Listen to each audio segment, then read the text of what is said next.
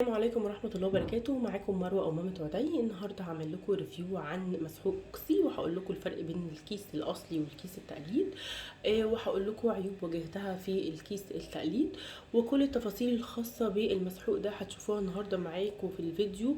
ولو انتي بتستخدمي المسحوق ده أو ناوية تشتريه تمام، يبقى الفيديو ده مهم جدا جدا ليكي.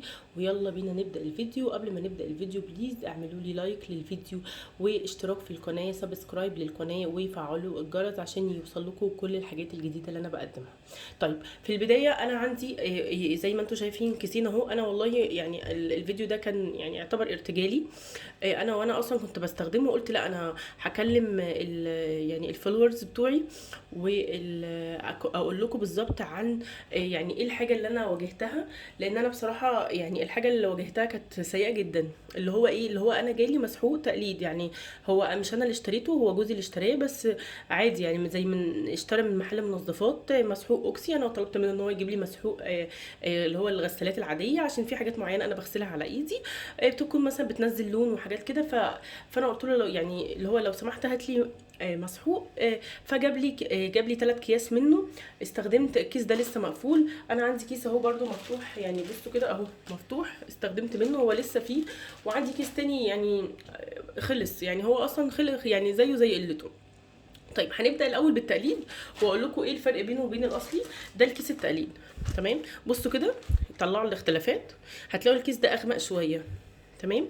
ده بنسيم الشرق، وده بنسيم الربيع باي، يعني هو ده في منه نسيم الربيع، بس مش الريحه مش هي المقياس عندي يعني.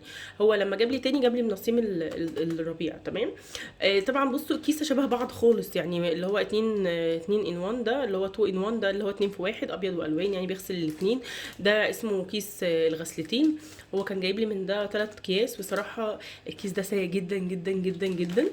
تقريبا الكيس ده يعني مكتوب عليه ب5 جنيه. هو ب5 جنيه على حسب وزنه. هو الكيس ده عموما فيه زيه بالظبط الاصلي بتاعه، يعني نفس الشكل بالظبط. والظهر برضو بصوا هو يعني يعني حتى التقليد بصراحه مقلدينه حلو قوي. طيب شايفين الفرق؟ هو طبعا ده كبير وده صغير، مش هي دي القصه. القصه في ان ده حاجه وده حاجه تانية خالص، وهوريكم دلوقتي بالتجربه.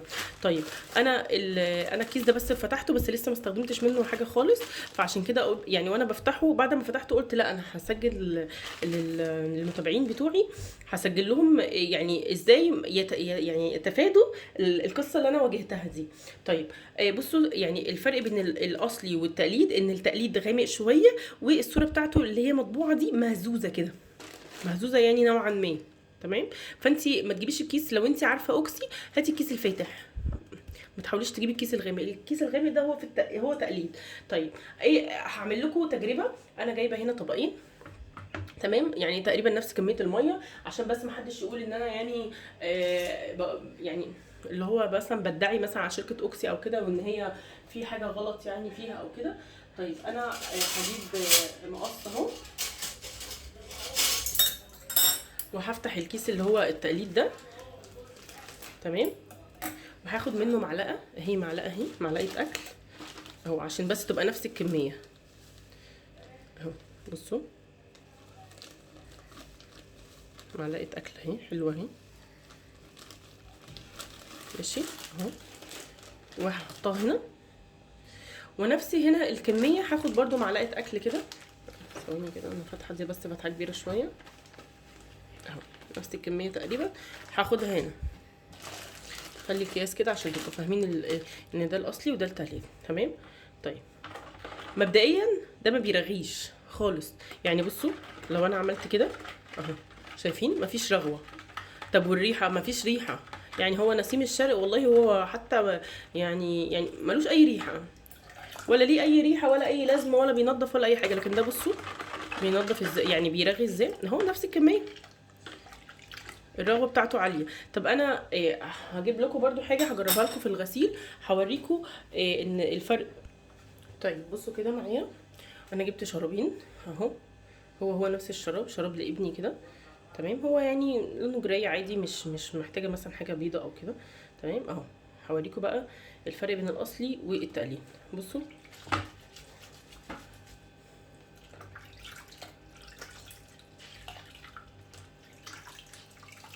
ما بيرغيش خالص والله، ملوش ريحه خالص، عامل زي الملح كاني بغسل بملح. بصوا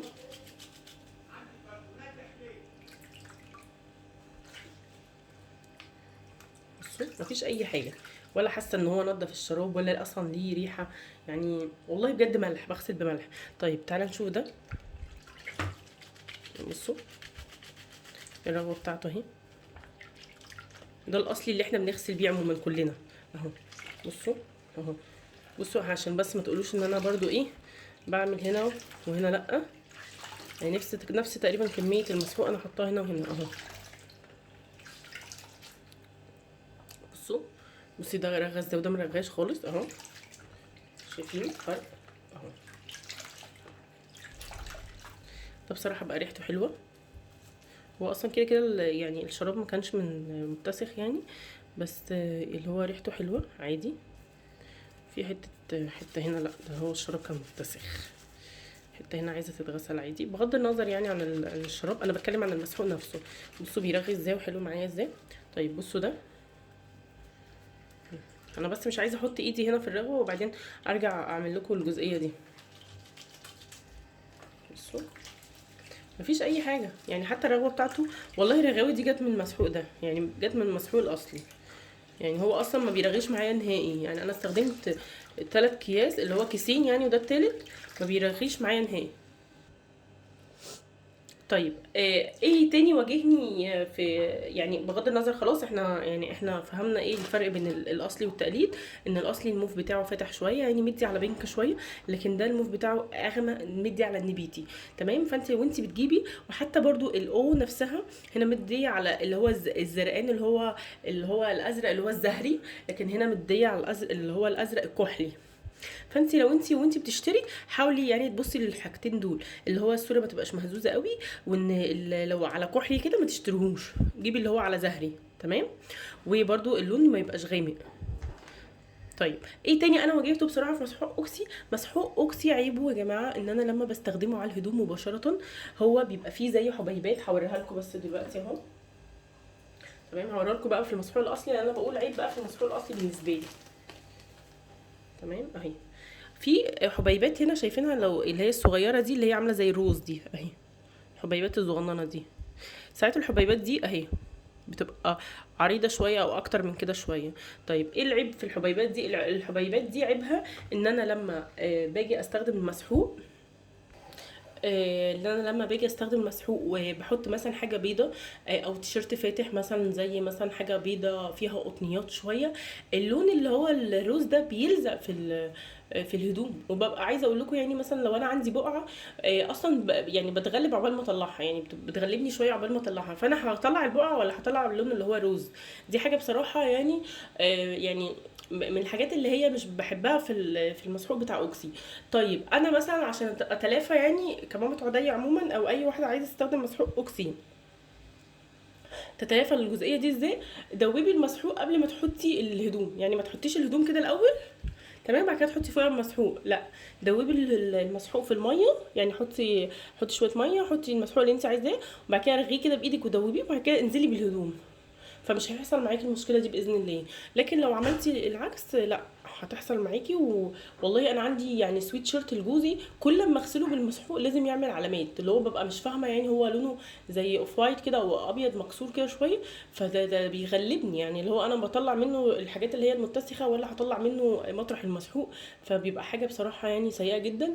وطبعا هو الجل في الاوتوماتيك بيبقى حلو، والجل في المسحوق العادي برده بيبقى حلو، بس هو اوكسي ناس كتير بتستخدمه، وانا عن نفسي بجيبه برده في الغسيل العادي، بس كنت بستخدم اكتر برسيل عشان الكلور بتاعه برضو اقل من الاريال. ايا كان هتستخدمي ايه المسحوق، بس عموما انا دلوقتي قلت لكم، بس كان يعني الغرض من الفيديو ده ان انا اقول لكم ايه الفرق بين الاصلي والتقليد. انا طبعا حطيت المعلقه هنا، انا ده شراب لابني، بس ابني طبعا لسه ما يعني اللي هو مش بيلبس شوزه ويمشي وكده، فلسه صغير، فاللي هو مش زي شراباتنا يعني، عشان محدش يقول لي انت حطيتي معلقه في يعني مكان شراب. ف الفيديو دي يا ريت ان هو يكون فاتكم، ويا ريت ان انتوا تكونوا استفدتوا منه. ولو حصل معاكم كده زي ما حصل معايا بليز اكتبوا لي في الكومنتات، ولو حصل معاكم في اي مسحوق تاني برضو اكتبوا لي في الكومنتات علشان اشوفه واجربه، ولو كده انقل لكم الريفيو الخاص بيه. وميرسي لوقتكم، ويا ريت ان انا اكون فدتكم، وشكرا ليكم.